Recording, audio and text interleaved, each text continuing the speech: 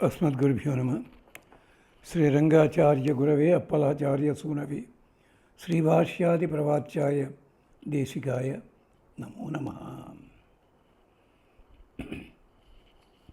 अस्मद्गुरुभ्यो नमः। భగవద్బంధులరా, పద్మశాల 67వ భాగంలో మనం అడుగు పెడుతున్నాం. దీంట్లో కూడా జైమిని మహర్షి తాను చేసిన స్తోత్రం, అది ఋగ్వేద పాద స్తవం ఉన్నది, అది చెప్పుకుంటున్నాం. దాంట్లో ఏమిటంటే విహ్వల స్థితిని దాటాల్సి ఉంటుంది, దానికోసం మార్గం ఏమిటి అని ప్రార్థన.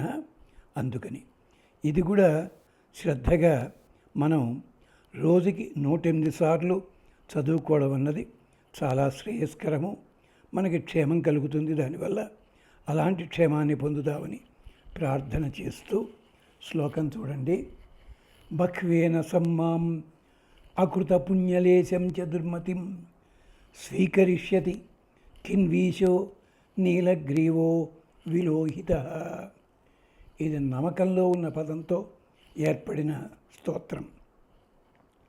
బహ్వేనసం మాం అకృత పుణ్యలేశంచ దుర్మతిం స్వీకరిష్యతి కిన్ ఈశ నీలగ్రీవో విలోహిత.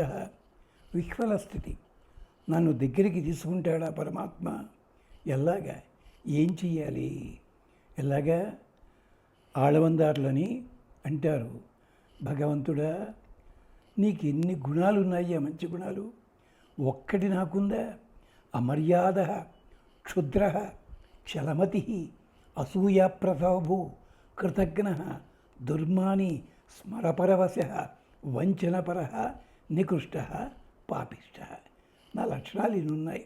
అలాంటి వాడిని బహ్వేనసం, బహుయేనసం, ఎన్నో రకాల పాపాలని మూట కట్టుకున్నవాడిని. మాం, నన్ను మించిన వాడెవడు లేడు ఇలాంటి పాపాలు మూట కట్టుకోవడంలో. అకృత పుణ్యలేశం, పోనీ ఒక్కటేనా పుణ్యకార్యం చేశానా? పుణ్యలేశం, చిన్న పని. వాడెవడో ఆవును తరుముతూ వెనకాల పడ్డి అట్టకూడదామని ఆవు దొరకది తిప్పించుకుంటోంది. వాడికి ఆయాసం వచ్చి నేల మీద పడిపోయి పైలోకానికి పోయిన యమధర్మరాజు దగ్గరికి యముడు వాళ్ళని తిట్టి అట్ట, ఎందుకు తీసుకొచ్చేవరా ఈ పుణ్యాత్మనట. అదేమిటండి, ఆవును కొడ్డాను చూశాడు. కాదురా, అక్కడ శ్రీ మహావిష్ణువు దేవాలయం ఉంది, దాని చుట్టూ పరిగెత్తింది ఆవు. ముక్కోటి ఏకాశి నాడు పరిగెత్తింది అది. వీడు ముక్కోటి ఏకాశి ప్రయత్నం చేశాడు, వీడు స్వర్గాన్ని పంపించండి అన్నట్టు. ఏం చెప్పాలండి వీళ్ళని? అంచేత అకృత పుణ్యలేశం, యాదృచ్ఛికంగా కూడా పుణ్యం చెయ్యలేదు నేను. దుర్మతిం, అసలు బుద్ధి అంటూ ఉంటే, నాకు మతి అంటూ ఉంటే సరే, అది కూడా ఎటు కాంతి. అలాంటిది నన్ను స్వీకరిష్యతి కిన్ ఈశ, అసలు ఈయన నన్ను స్వీకరిస్తాడా? ఇన్ని పాపాలు చేసుకున్నా కదా, నన్ను రక్షిస్తాడా? నీలగ్రీవ విలోహిత, నీలగ్రీవుడు అయినా ఒక ధైర్యం ఏమిటంటే, అలనాడు క్షీరసాగర మదన వేళ అంతటి విషాన్ని తీసుకుని లోకాలు దహించకూడదని చెప్పి గుండెల దాకా తీసుకోకుండా కంఠం దగ్గరే ఎట్టే పెట్టుకున్నాడే నీలగ్రీవ. విలోహిత, ఉదయించే సూర్యుని వంటి అందమైన కాంతి కలిగిన వాడు. యువానం మృగం న భీమం కుచరో గిరిష్ట, అలాంటివాడు. స్వీకరించడా? స్వీకరించి తీరుతాడు, నమ్మకం అది. బహ్వేనసం మాం అకృత పుణ్యలేశంచ దుర్మతిం స్వీకరిష్యతి కిను ఈశో నీలగ్రీవో విలోహిత. ఇది కూడా చెప్పుకున్నాం కదా. 45 రోజుల నుంచి 90 రోజులు, 120 రోజులు, ప్రతిరోజు 108 సార్లు చేసుకోండి. చేసుకుంటే విహ్వల స్థితిలోంచి బయటపడి తీరుతారు మీరు, సమస్యలు తీరుతాయి. నైవేద్యం మీ ఇష్టం. అంతేకాదు, కాలశూలానలాసక్తం భీతం వ్యాకుల మానసం కదాను ద్రక్ష్యతి ఈశ మాం తువిగ్రీవో అనాథత. తువిగ్రీవుడు అంటే ఎత్తైన గిరవము కలిగిన వాడు, ఉన్నతిగా ఉన్నవాడు మహానుభావుడు. అనానత, తన ముందు అందరూ తల దించుకుంటాడు తప్ప తాను ఎవరికీ వశం కాడు, లొంగడు మహానుభావుడు. ఆయన కదాను ద్రక్ష్యతి ఈశ మాం. నేను ఆయన్ని చూడడం కాదు, ఆయనే నన్ను చూడాలి. నేను చూడాలంటే తలలా ఎత్తి చూడాలి, కుదరదు. ఆయనే నన్ను చూడాలి. వేదం చెప్తుంది, నువ్వు నీ చూపు ఆయన మీద పడ్డా, ఆయన చూపు నీ మీద పడ్డా నీకే ప్రయోజనరా బాబు. ఉపనిషత్తు చెప్పింది, చక్షుసాతౌ సౌమ్యేన పూతాస్మి రఘునందన అంటుంది శబరి కూడా. నీ చూపు నా మీద పడిందయ్యా. అక్కడ మత్స్యేంద్ర భేదం దగ్గర కూడా కృష్ణుడి చూపు పాండవుల మీద పడగానే అర్జునుడికి జయం లభించింది. చూపు అంతటి ప్రశస్తి అన్నమాట. అలాంటిది అంచేత కథాను దృశ్యతి రక్ష్యతి ఈశో మాం తు విగ్రీవో అనానత. ఎందుకంటే కాలశూలానలాసక్తం. కాలమనే త్రిశూలం ఉంది చూచారా, దాని నిండా నిప్పులున్నాయి. ఆ నిప్పుల మధ్య పడున్నాను నేను. కాలమే త్రిశూలము, ఆయన చేతిలో ఉన్న త్రిశూలం వేరు. ఇది కాలశూల అనలాసక్తం భీతం. అది ఇంకా మీద పడకపోయినా నిప్పు తొడగన భయవేస్తుంది. భీతం వ్యాకుల మానసం. మనస్సు ఒక్క చోట నిలబడదు, నిరంతరం దాని మీద దీని మీద దీని మీద దాని మీద తిరుగుతూనే ఉంటుంది. ఒక్క క్షణం ఈ వస్తువు ఫలానా అని దృష్టి పెట్టలేను నేను. అలాంటి నన్ను, చాంచల్య బుద్ధికి మొదటి గుర్తైనటువంటి నన్ను భగవంతుడు ఏనాడైనా చూస్తాడా?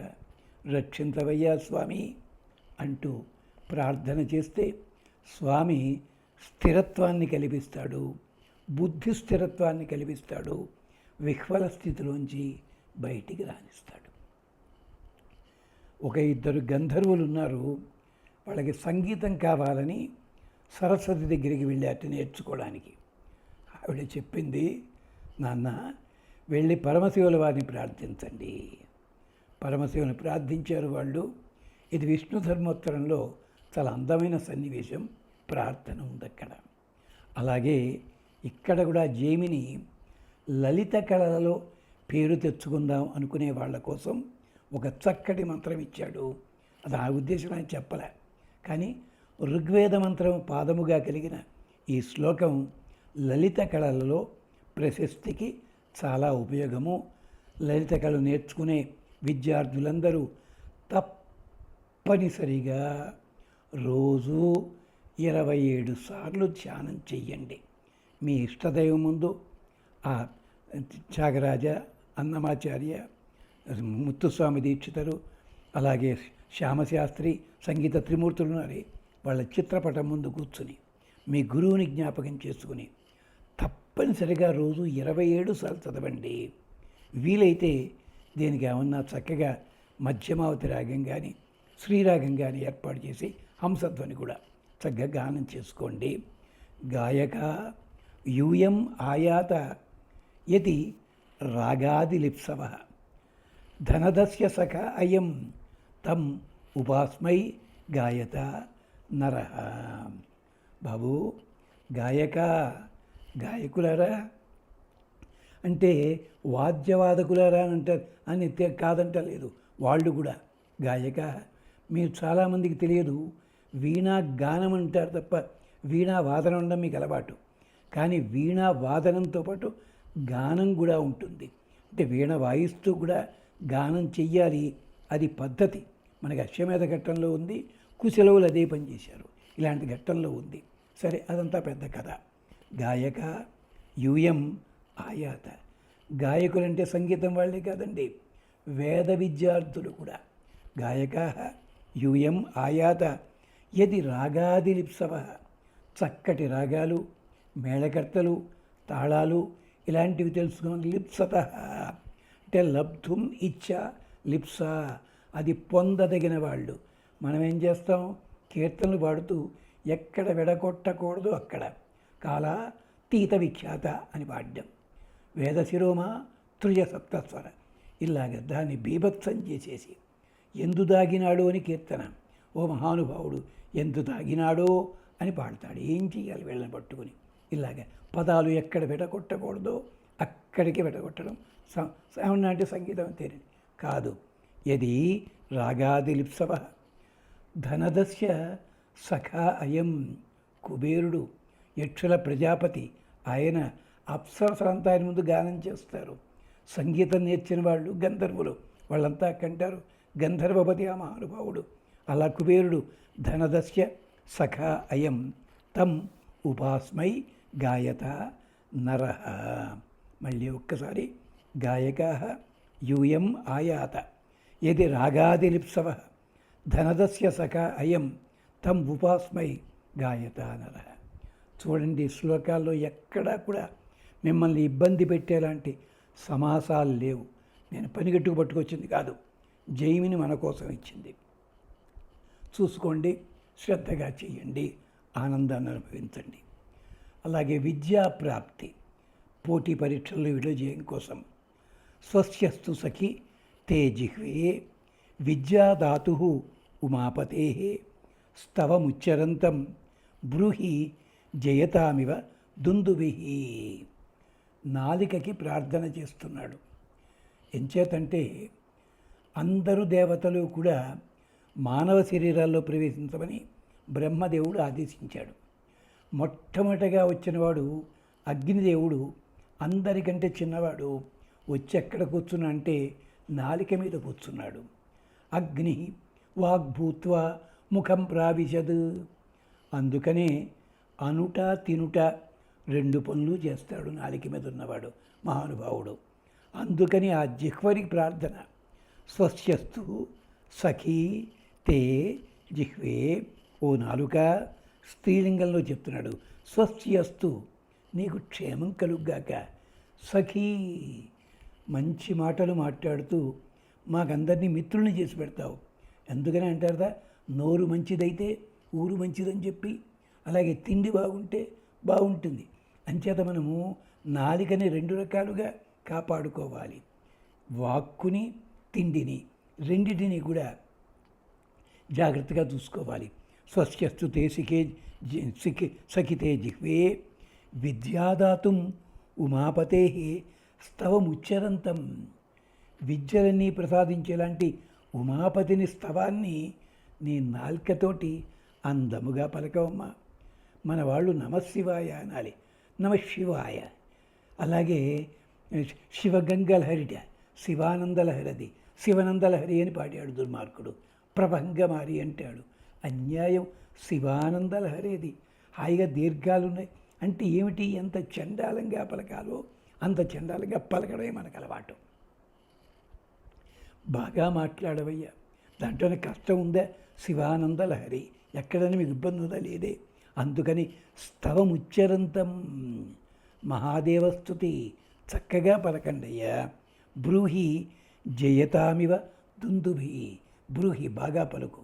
ఎలాగో తెలుసిన, దుందుభి మోగుతుంటే ఆ డ్రమ్ము చప్పుడవుతుంది, పెద్ద ట్రంపెట్ కానీ ఇది కానీ జయశీలము, జయము కలుగ్గాక అన్నట్టుగా అక్కడ ఢంకాలు మోగిస్తారు, లేదా దుందుపులు మోగిస్తారు. అలాగని నాల్క కూడా భగవంతుని గొప్పతనాన్ని పలికించాలి. అలాగా గోవింద గోవింద అంటారే, ఊరు దద్దరిల్లిపోయేలాగా నమశివాయ నమశివాయ పలకండయ్యా. బ్రూహి స్తవముచ్చరంతం జయతామివ దుందుభి. బృంహి, బ్రూహి ఉంది, బృంహి ఉంది, రెండూ కూడా ఉన్నాయి. స్వస్యస్తు సఖితే జిహ్వే విద్యాదాతు ఉమాపతే స్తవముచ్చరంతం బ్రూహి జయతామివ దుందుభి. ఇక ఈ భాగంలో ఇంకో శ్లోకం ఏమిటి అంటే, భార్యాభర్తల మధ్య అనురాగము. ఏ కారణం చేతన పురపత్యాలు ఉన్నట్టయితే భార్య చదవచ్చు, భర్త చదవచ్చు. భర్త గారైతే ఇష్టదైవం ముందు కూర్చుని చదవండి. భార్య అయితే లక్ష్మీ రూపు కానీ గౌరీ రూపు కానీ పసుపు కుంకుమతో పూజ చేసి 3 సార్లు పసుపు, 3 సార్లు కుంకుమ, 3 సార్లు గంధము, కాస్త 2 పుష్పాలు ఉంచండి. ఇది 108 సార్లు చదవండి తల్లి. సుగంధించ సుఖస్పర్శం కామదం సోమభూషణం గాఢమాలింగమచ్చిత్తం యోష జారవిమ ప్రియం. భగవంతుడా నన్ను ఆలింగనం చేసుకోవయ్యా. ఎంచేతంటే నీ స్పర్శ ఎలాంటిది? సుగంధించ సుఖస్పర్శం. సుగంధము సుఖస్పర్శము. అమ్మ చెయ్యి తగిలినా నాన్న చెయ్యి తగిలినా కూడా ఒక ధైర్యము, ఒక పరిమళం ఉంటుంది అక్కడ. కామదం కోర తగినది కోరికలు ఇచ్చునది. సోమభూషణం ఇక్కడ సోమలతతో ఆరాధించబడేవాడు ఈయనైతే చంద్రుడు శిరస్సు మీద ఉంటాడు. అక్కడ చంద్రుని వంటి చల్లటి చూపులు కలిగింది ఆవిడ. గాఢం ఆలింగ మచ్చిత్తం, నా చిత్తముని ఆ స్వరూపము ఆలింగనము చేసుకొనుగాక. ఎలాగా? యోష జారమివ ప్రియం. జార శబ్దానికి తప్పర్థం చెప్పుకుంటారు. జార శబ్దానికి అర్థం ఏంటంటే ప్రియుడు, భర్త. ప్రియమైన భర్తని భార్య ఎలా కౌగిలించుకుంటుందో అలా నువ్వు కౌగిలించుకోవాలి నన్ను. ఓ హృదయమా, స్వామిని కౌగిలించుకో, స్వామిని హృదయంలో చేర్చుకో అని చెప్పి. ఎంచేతంటే జీవుడు స్త్రీ సముడు, పరమాత్మ పురుషుడు.